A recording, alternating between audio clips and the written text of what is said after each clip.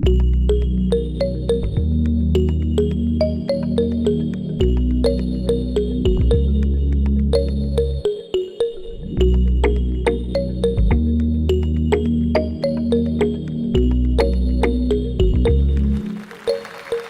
tan solo 10 años cuando empecé a descubrir que algo no funcionaba bien en mí. Me sudaban las manos, tenía miedo cuando llegaban las tías y tenía que esconderme en la habitación. No lograba tener amigos, hasta que más o menos hacia los 11 años descubrí que a eso lo llamaban fobia social y que me impedía relacionarme aún queriendo generar vínculos. Hacia los 12 años entonces encontré que si consumía alcohol desaparecía mi sudoración de manos. Ya no tenía vergüenza ni tenía miedo a que se burlaran de mí ni a que me ridiculizaran. Entonces me aferré al alcohol con fuerza. Y fue a los 13 que descubrí que si consumía cocaína, entonces el efecto del alcohol no era tan contundente y no me la pasaba ebrio en la vida. Motivo por el cual, hacia los 18 años, terminé en un centro de rehabilitación para adictos. A los 19 años pensé entonces que todo estaba resuelto. Ya no era tan tímido, ya no había esta ansiedad tan fuerte, ya no consumía drogas, pero pasaba algo muy raro. Durante los siguientes 8 años empecé a notar que dividía el mundo entre los buenos y los malos, los inteligentes y los tontos, los que sabían y los que no sabían. Llevaba listados de pendientes desglosados en 1.1.1, 1.1.2, 1.1.3, practicando el checklist para sentir que sí podía y que era suficiente. Odiaba la injusticia, trataba de educar a todo el planeta, trataba que jamás pudiese cometer un error o equivocarme, anulando toda la espontaneidad. Ya estaba estudiando psicología, así es que pronto me di cuenta que existía algo que se conocía como trastorno de la personalidad obsesiva. Pero fue después de 8 años, hacia los 27 años, en mi primera clase doctoral, cuando empecé a mirar a todo el mundo y a decirme: ellos saben más que yo. Se van a dar cuenta que me infiltré sin tener el nivel para poder estar aquí. Pronto van a descubrir que soy una farsa. Y empecé a respirar raro y aparecieron cosas que llevaba experimentando durante 8 años. Me dolía la mandíbula del bruxismo, tenía contracturas musculares, tenía una arritmia cardíaca muy fuerte que apareció en esa mesa doctoral. Y empecé a sentir que me iba a infartar y empecé a respirar mal y me desmayé. Tuve entonces mi primer ataque de pánico. Ese día me di cuenta que esto iba mucho más allá y que había que trabajar en profundidad. Apareció el yoga, apareció la meditación, apareció la psicoterapia, apareció la salud mental, el ejercicio. Y de los 29 años en adelante vino una época maravillosa, sin ansiedad, sin rigideces, estando suelto, disfrutando la vida. Pero a los 40 años sucedió algo muy fuerte. Todo marchaba bien, pero el destino me jugó una mala pasada. Aparecieron extorsiones, aparecieron robos, aparecieron traiciones. Y empecé a sentir un dolor en la mitad del pecho, como si alguien introdujera su mano allí. Me dolía el cuero cabelludo, dormía 2 horas, 3 horas, a veces pasaban 2 o 3 días sin dormir, lloraba todos los días. Pero en ese momento tenía el entrenamiento suficiente para saber que tenía una depresión. Después de 40 años, por primera vez en mi vida, entendí que era sentirse deprimido. Cuando estaba pensando en esto que quería plantearles, empecé a preguntarme por qué en una historia de ansiedad, de adicciones y de depresión habían unas cosas distintas en mí. Por ejemplo, empecé a preguntarme por qué yo era alguien que no había sido del grupo del 1,5 millones de personas que se suicidó en el planeta entre el 2018 y el 2019. Si mis problemas más serios estuvieron entre los 15 y los 29 años, etapa en el mundo que es la segunda causa de muerte por suicidio.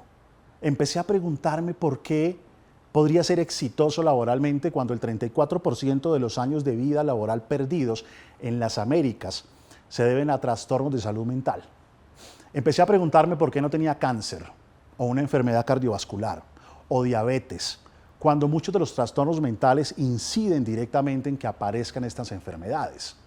O por qué yo no tenía un tema de ansiedad, cuando en el mundo el 3,6% de la población tiene un problema de ansiedad y si vives en un país como Colombia es el 5,8%. Lo que quiere decir que en este momento, mientras estamos viendo este TED, hay 2.700.000 colombianos con un problema de ansiedad. ¿O por qué no estaba deprimido?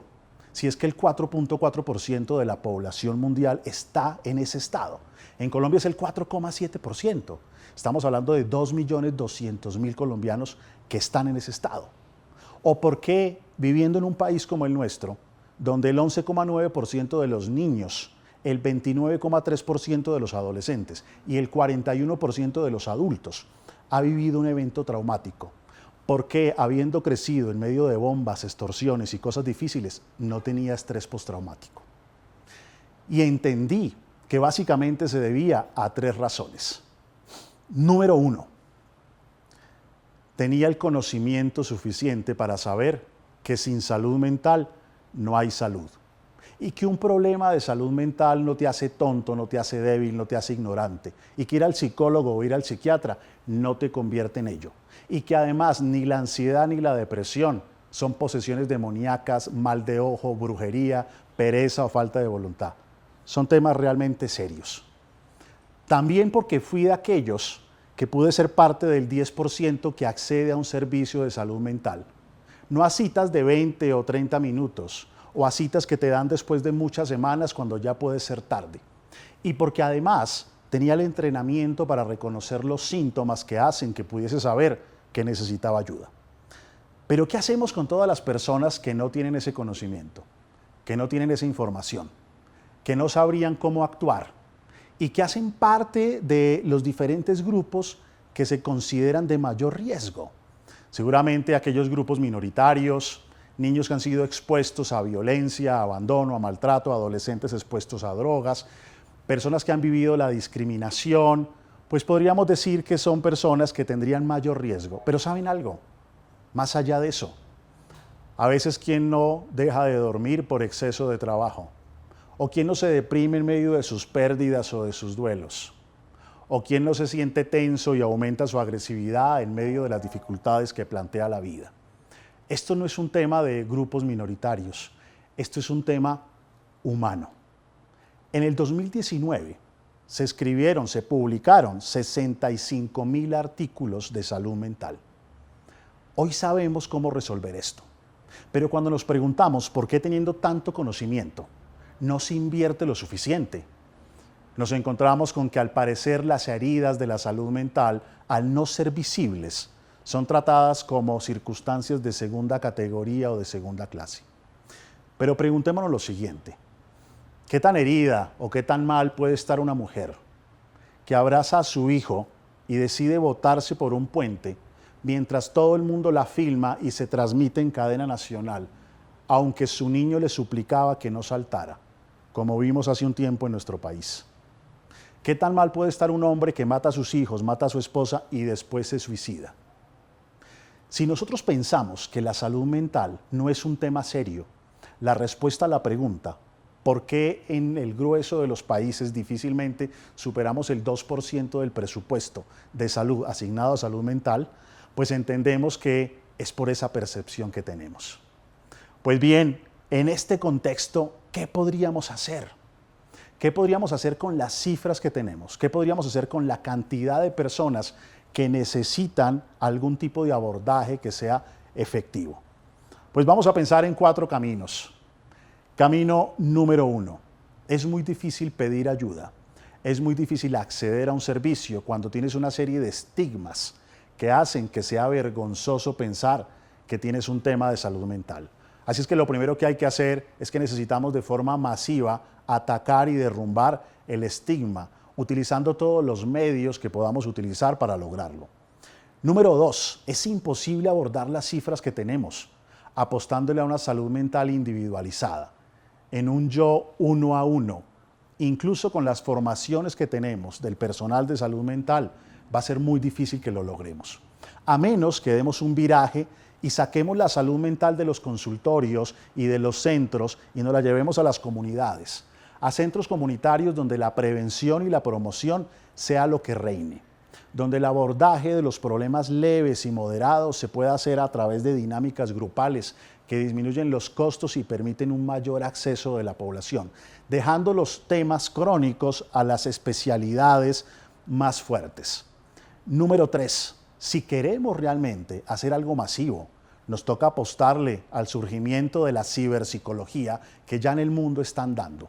Soluciones que puedan ser asincrónicas, que puedan ser exponenciales y que garanticen que se pueda democratizar la salud mental. Y número 4, necesitamos cuidar al cuidador, porque no puede ser que el cuidador tenga mayor estrés y que en casos como la medicina se duplique el riesgo del suicidio. Si nosotros le apostamos a esto, le invertimos a esto, nos soñamos con que esto sea viable, vamos a poder alcanzar algo que me gusta llamar el bien colateral.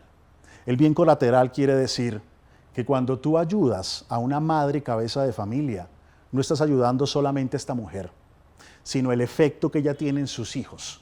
Y esos hijos más felices tienen un profesor en la escuela que al ver la felicidad de sus alumnos dotará su trabajo de mayor sentido. Y ese maestro tiene una familia que al ver la felicidad de ese padre y la manera distinta de conectarse, sentirá cosas. Y cuando vaya al tendero que está en la esquina, tendrá un trato diferente.